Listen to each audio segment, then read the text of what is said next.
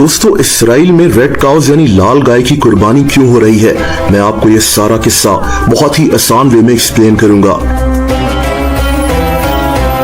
इसके लिए हमें मस्जिद अल अक्सा के मुतालिक जानना होगा। मस्जिद अल अक्सा यरूशलेम में मौजूद है और हम मुसलमानों के लिए एक बहुत इंपॉर्टेंट जगह है। हम मुसलमान इस जगह को खाना काबा और मस्जिद नबवी के बाद सबसे ज्यादा मुकद्दस मानते हैं। दूसरी तरफ यहूदी कहते हैं कि इस जगह हजारों साल पहले हजरत सुलेमान अलैहिस्सलाम का टेम्पल मौजूद होता था, जिसको 2 दफा गिराया गया था, जैसा कि आखिरी दफा इसको रोमन्स ने गिराया था। अब ये तीसरी दफा यहाँ वही टेम्पल तामीर करना चाहते हैं। ये लोग ये भी मानते हैं कि इसी जगह से इनका मसीहा नमूदार होगा, जिसका यहूदी इंतजार कर रहे हैं। इसीलिए मस्जिद अल अक्सा की जगह इनके लिए भी मुकद्दस है। लेकिन मस्जिद अल अक्सा सिंपली मुसलमानों की जगह है। आज भी यहाँ सिर्फ मुसलमान एंटर हो सकते हैं। लेकिन यहीं से इन रेड काउस की कहानी सामने आती है। दोस्तों, सितंबर 2022 में अमेरिका से इसराइल 5 गायें मंगवाई गईं। ऐसी गायें जिनको दुनिया भर में तलाश किया जा रहा था और फाइनली इनको ये गायें अमेरिका की स्टेट टेक्सास से मिल गईं। ये तमाम गायें बिल्कुल सुर्ख रंग की थीं। इनके जिस्म पर एक बाल भी ऐसा नहीं था जो किसी और रंग का हो। इनके पांव यानी खुर भी लाल रंग के थे। इसीलिए ऐसी गायें ढूंढना बहुत मुश्किल था। इनको रेड हाइफर्स कहा जाता है। ऐसी गायें जिन्होंने कभी किसी बच्चे को पैदा नहीं किया और ना ही इनसे कभी दूध निकाला गया। हर गाय की कीमत $1 लाख थी। लेकिन इसराइल में मौजूद यहूदी ऐसी गायें क्यों ढूंढ रहे थे? दोस्तों, जैसा कि मैंने आपको शुरू में बताया कि यहूदी मस्जिद अल अक्सा की जगह एक टेम्पल बनाना चाहते हैं। लेकिन यहाँ यहूदियों से ज्यादा हमें ज़ायनिस्ट का वर्ड इस्तेमाल करना चाहिए। एक आम यहूदी को तो शायद इसकी इतनी फिक्र भी ना हो, लेकिन जो यहूदियों की नेशनलिस्ट मूवमेंट है, जो ये सारे काम प्लान करते हैं, उन्हें ज़ायनिस्ट कहा जाता है। बहरहाल दोस्तों, इन्हीं के मुताबिक इस टेम्पल को तामीर करने के लिए इनको प्योर यानी पाकीज़ा होना पड़ेगा। अब इनके स्क्रिप्चर्स में इस पाकीज़गी को हासिल करने का तरीका ये लिखा है कि इनको लाल गायें चाहिए होंगी।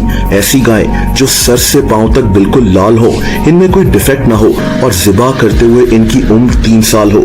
ये लोग इन काउस को ज़िबा करेंगे और इनको जलाकर इनकी राख को पानी से मिलाकर खुद को पाकीज़ा कर लेंगे और फिर जाकर ये मस्जिद अल अक्सा की जगह टेम्पल तामीर करना शुरू करेंगे।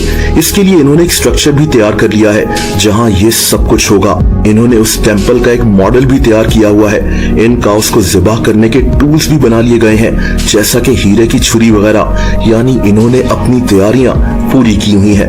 ये भी रिपोर्ट सामने आई है कि ज़ायनिस्ट ऑलरेडी मस्जिद अल अक्सा की बुनियादों को कमजोर कर रहे हैं ताकि बाद में ये इसको शहीद कर सकें। इनको बस ये लाल गायें चाहिए थी जो अब इनको मिल गई हैं। ये तक कहा जा रहा है कि अगले महीने यानी अप्रैल में ये शायद इन रेड काउस को ज़िबा कर दें, जिसका मतलब होगा कि फिर ये मस्जिद अल अक्सा को शहीद करने की कोशिश करेंगे, वो जगह जो हम मुसलमानों के लिए बहुत ज्यादा मुकद्दस है।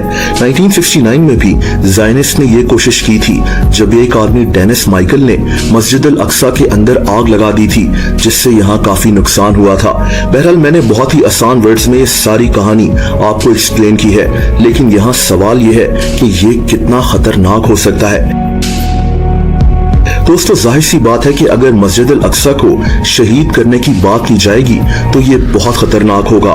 यहाँ तक कि हमास ने इसराइल के खिलाफ रीसेंट जंग की एक वजह ये भी बताई थी कि ये लाल गायें इसराइल में आ चुकी हैं और अब ये लोग मस्जिद अल अक्सा को शहीद करने की तैयारी कर रहे हैं। लेकिन आप सोचें कि अगर इस मस्जिद को शहीद करने की कोशिश की गई, ऐसी जगह जो हम मुसलमानों के लिए बहुत मुकद्दस है, तो इसका रिजल्ट क्या होगा?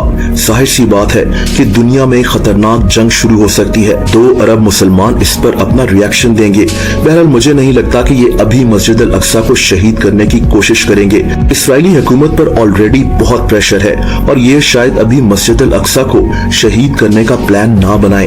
ये भी कहा जा रहा है कि इन काउस को अभी ज़िबा नहीं किया जाएगा, क्योंकि इनके कुछ लोग मानते हैं कि गाय की एज 3 साल से ज्यादा भी हो सकती है, तो शायद इन काउस को बाद में ज़िबा किया जाए। खैर, आगे क्या होगा वो तो अल्लाह ताला ही बेहतर जानता है।